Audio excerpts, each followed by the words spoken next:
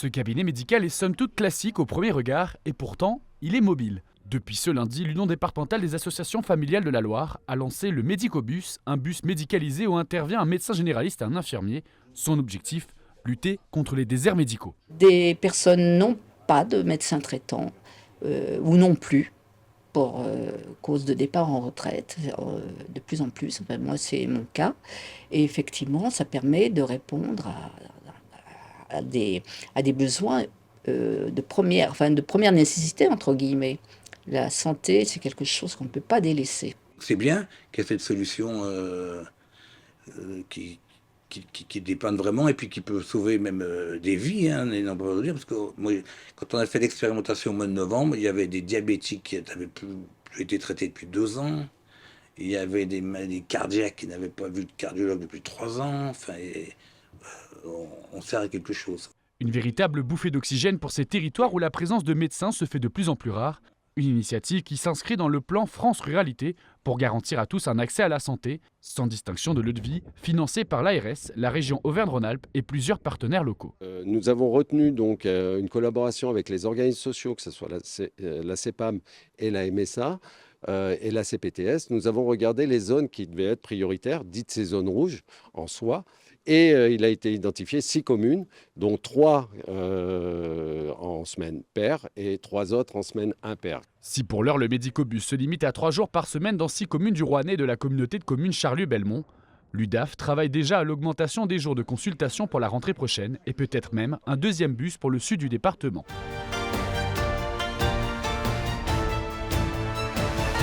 Des locaux d'entreprise comme lieu d'hébergement pour les personnes sans domicile fixe.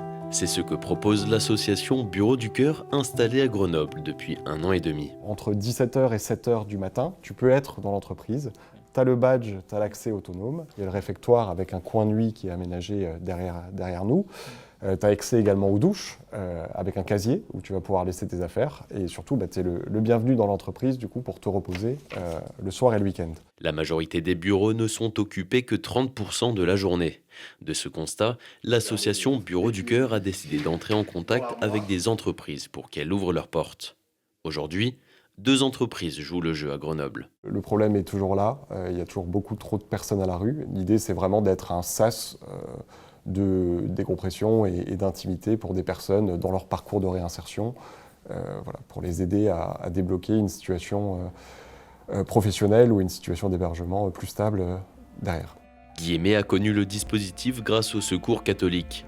Réfugié en France depuis le 6 novembre 2024, il a dû fuir la République démocratique du Congo car sa vie était en danger. Du fait de rester ici, ça me permet aussi d'évoluer bien progressivement avec mes démarches de papier là, parce qu'ici vous avez pas une place là pour passer la nuit, c'est compliqué, ça augmente le stress et les trucs là. Donc du fait d'avoir cette place ici, ça m'a soulagé. L'entreprise Cro, basée à Échirolles, est une entreprise spécialisée dans le domaine de l'air comprimé et du système de pompage. Guillemé est la 4e personne à bénéficier de cet hébergement. Jérôme, président de l'entreprise, a entendu parler de l'association avec l'émission de radio Carnet de campagne sur France Inter. On souhaite être un acteur de la société avec un grand S. J'ai coutume de dire qu'une entreprise, elle n'est pas là que pour faire du pognon. J'encourage de nombreuses autres entreprises à ouvrir leurs portes. Ça permet à des gens qui sont à un moment de leur vie en difficulté de rebondir. Et j'ai eu la semaine dernière le témoignage de la première personne que nous avons accueillie qui témoignait que pour lui, cet accueil, c'était une renaissance. Et voilà, c'est chouette en tant qu'être humain de pouvoir offrir ça. À Grenoble, environ 4000 personnes n'ont pas de logement. En 2025, l'objectif des Bureaux du Cœur est d'offrir un toit à plus de 20 d'entre elles et de rassembler 10 entreprises hôtes.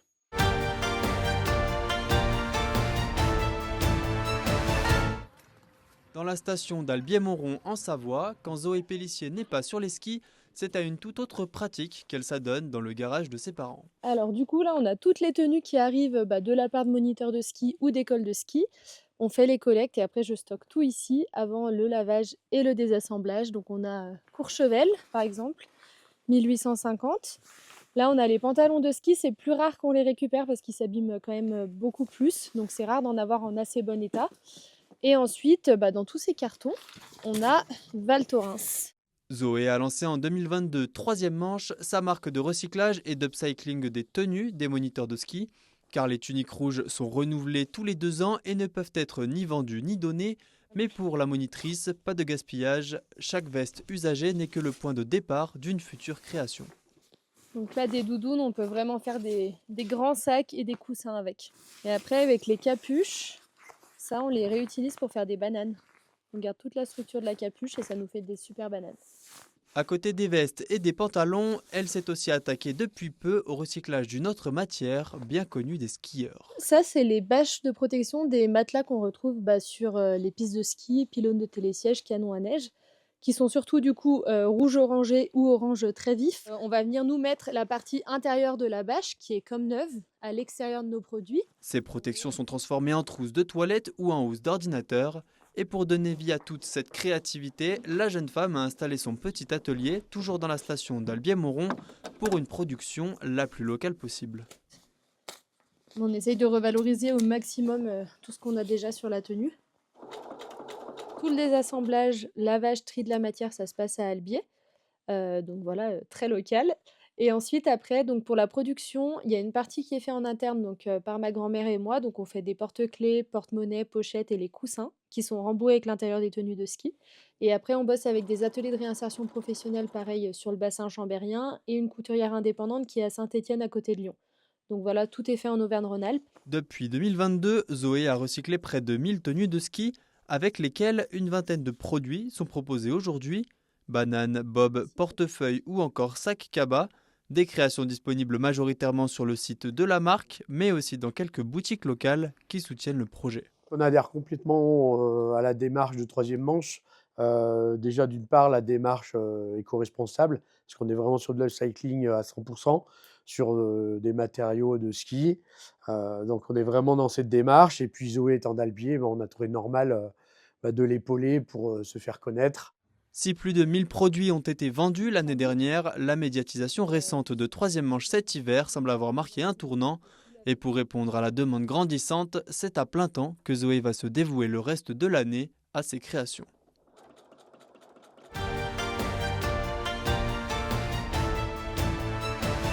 En 1907, un Voironnais du nom de Abel Rossignol se fabrique une paire de skis en bois massif. La création du menuisier rencontre un succès fou et plus d'un siècle plus tard, le groupe Rossignol est un des leaders mondiaux de fabrication de skis, toujours basé en Isère, avec son siège à Saint-Jean-de-Moiran. La particularité, c'est que c'est aussi un lieu de savoir-faire, parce qu'on fabrique tous les skis des athlètes, des champions. Donc on a ce qu'on appelle l'atelier course, où on fabrique plus de 8000 paires de skis pour tous nos athlètes. Des athlètes à la renommée mondiale et aux nombreux titres. Parmi les près de 200 soutenus par la marque, on peut retrouver Martin Fourcade et ses 6 médailles d'or olympiques, ou encore Clément Noël, actuellement en tête des championnats du monde de slalom. Des palmarès qui résultent d'exploits sportifs, mais également d'une expertise de fabrication. C'est lié à l'innovation. Hein.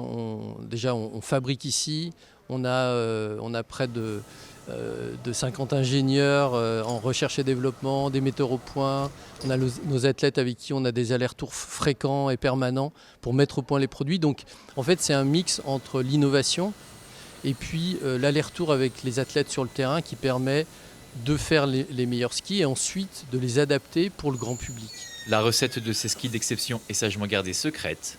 À chaque fois que les athlètes ont usé leur paire, ils les renvoient à l'usine où ils sont détruits, tandis que la nouvelle génération améliorée est mise au point. Pour la fabrication des skis de compétition, il y a une trentaine de personnes. Donc des personnes qui sont spécifiques pour la préparation éléments, d'autres qui sont pour l'encollage, d'autres pour le moulage et d'autres pour la finition. C'est des métiers très spécifiques à chaque fois.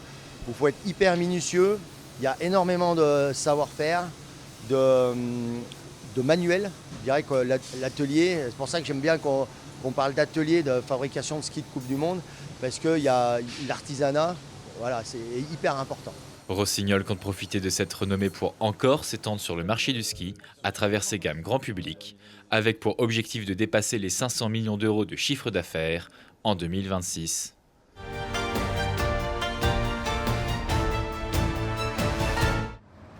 17h dans le centre-ville de Chambéry.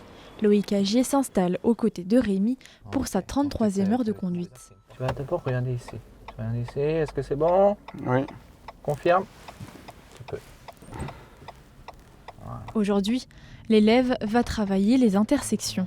Et là tu peux. Vas-y. Là, toi, la voiture elle est loin. Donc là, on commence à avancer. Là tu mets ton clignotant à droite.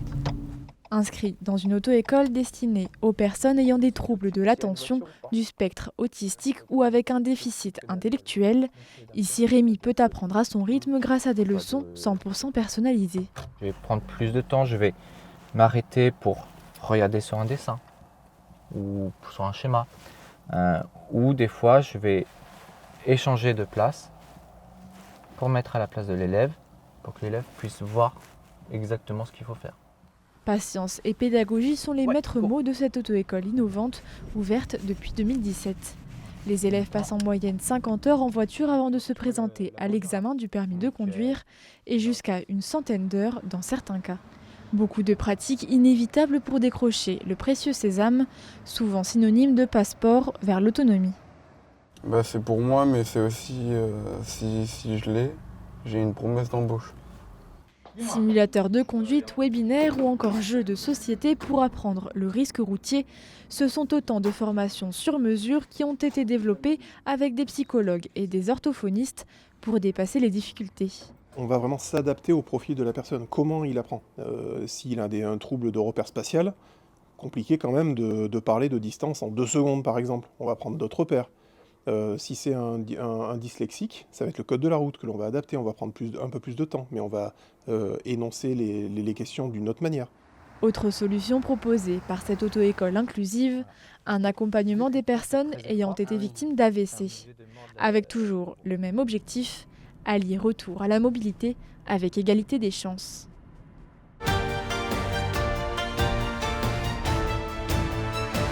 S'enrichir de ce que l'autre est une des devises de cette société.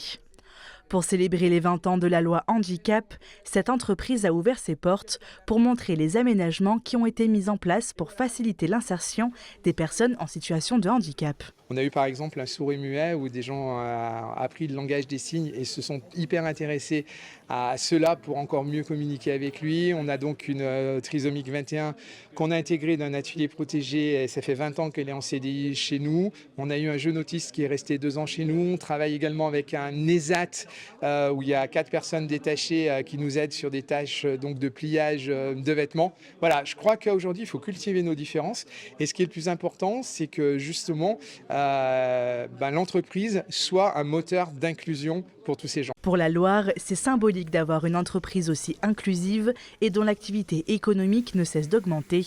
Mais l'inclusion ne se fait pas seulement avec des personnes porteurs de handicap, mais aussi auprès de personnes réfugiées. C'est indispensable. Alors c'est indispensable parce qu'on vit dans une société dans laquelle on a besoin de l'inclusion, on a besoin de travailler et on sait que nos concitoyens porteurs de handicap ont besoin de vivre dans la société et une des façons de vivre dans la société, c'est d'y travailler, on le sait très bien. C'est à la fois important pour la rémunération, mais c'est aussi important pour la vie dans la société et l'inclusion dans la société.